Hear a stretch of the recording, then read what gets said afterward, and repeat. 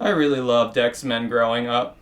I loved the toys, I loved the cartoon show, and you know which one I'm talking about. The good one. The one based off the comic books in the 90s.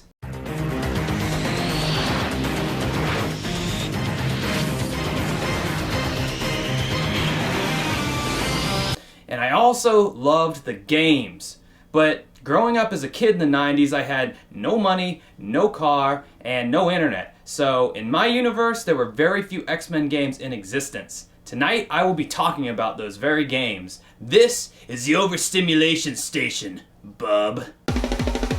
Game reviews and self-defacing entertainment interlacing. Just sit back and start to space out overstimulation. Band reviews or playing skits where I'm a chick worth laying attention, grabbing product placement with the point I'm trying to make. It's the Overstimulation Station, Overstimulation Station, Overstimulation Station, Overstimulation Station.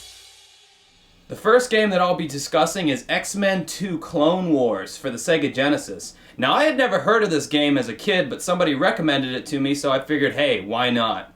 Since I never had a Genesis as a kid, and I'm too poor to buy one now, I'll be playing this on a Retron 5, a console that can play like 17 different platforms. Jaws of life on this fucking thing.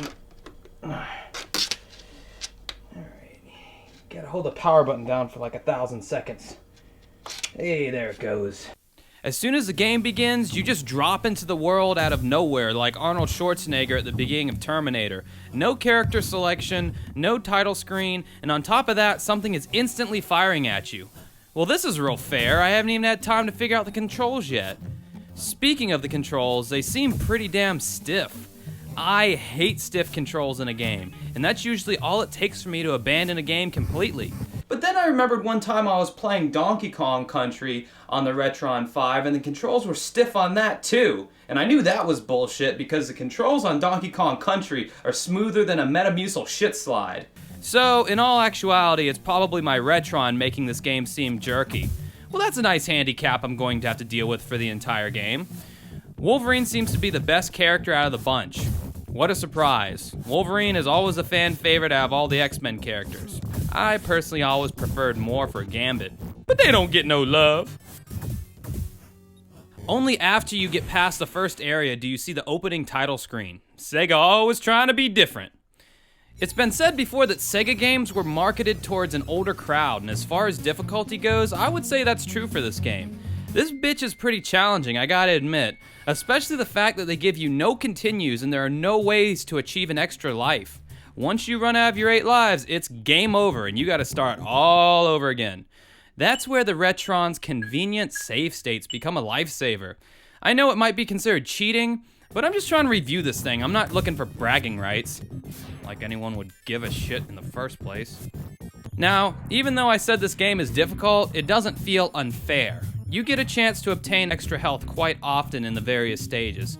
I don't know about the other characters, but Wolverine's health will regenerate up to a certain point after enough time has passed, which is pretty helpful when you're in a pinch.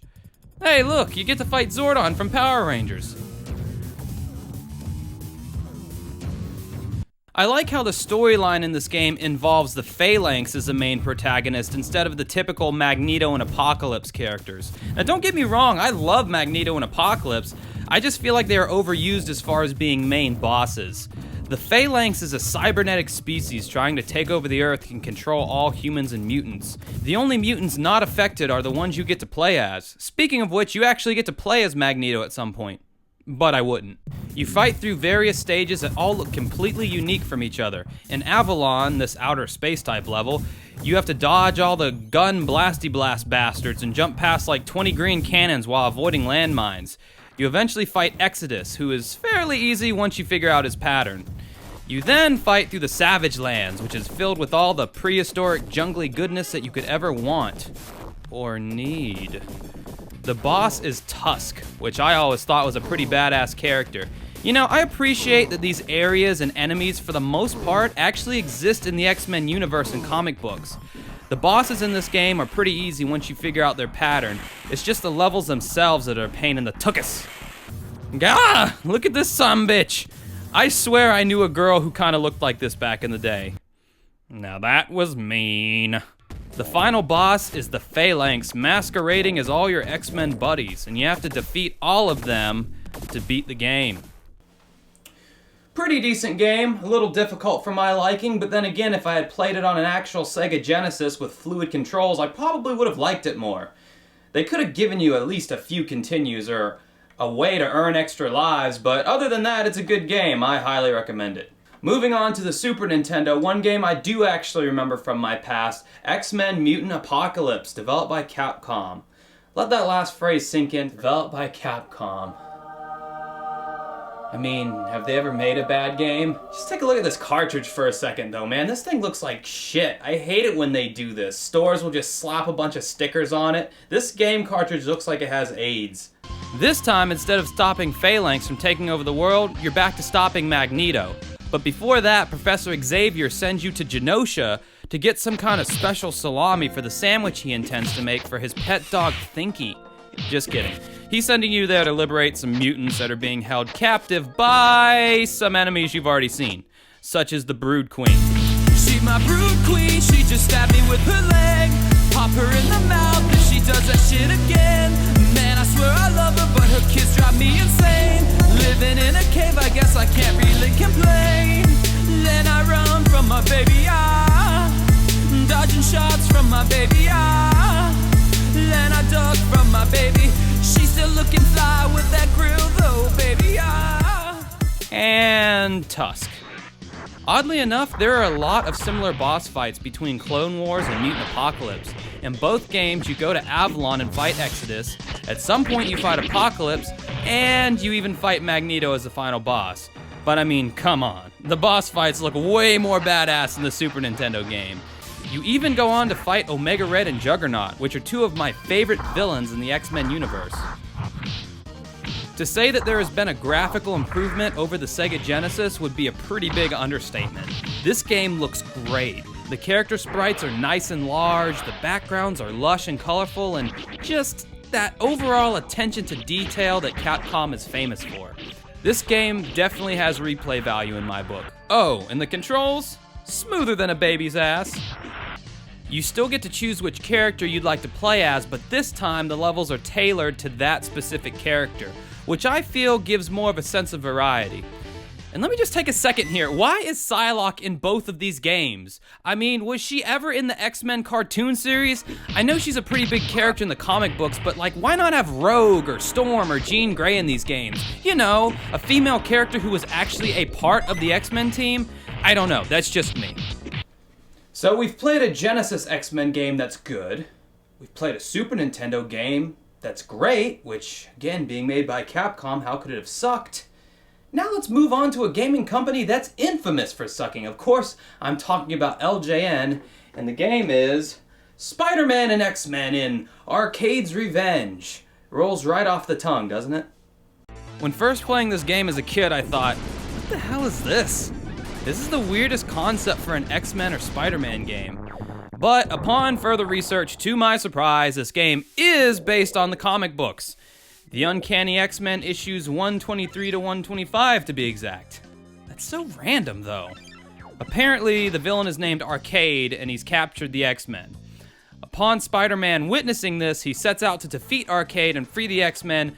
Meanwhile, you have to fight through Arcade's various levels known as the Murder World with Wolverine, Gambit, Cyclops, and Storm. Hey, at least you don't have Psylocke in this game. Of course, none of this is explained in the game very well, and unless you're an avid reader of the original comic books, this just seems like some half-baked attempt at a generic action-adventure game and just tossing in Marvel characters to make money off the name. You start off as Spider-Man and you have to collect a bunch of HAL 9000s from 2001: A Space Odyssey. No, just kidding. I don't know what these blue and red things are. I guess they're supposed to be bombs and whatever. The sound effects are annoying and weird. Why does it sound like you're at some European rave whenever Spider-Man jumps on the walls?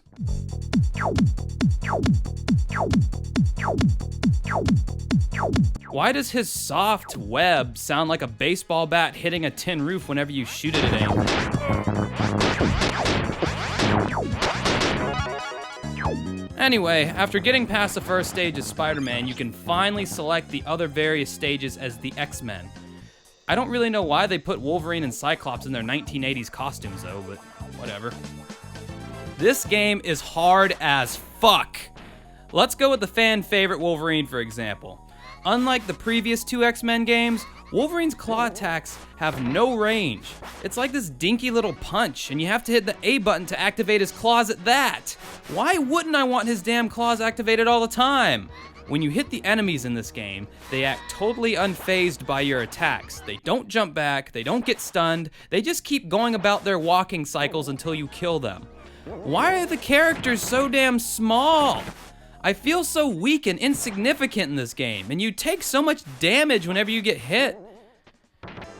There's a whole lot of where the fuck do I go in this Cyclops level, and all the lessons you learn are learned the hard way, by dying and having to do the whole thing all over again. It's tedious and just not fun.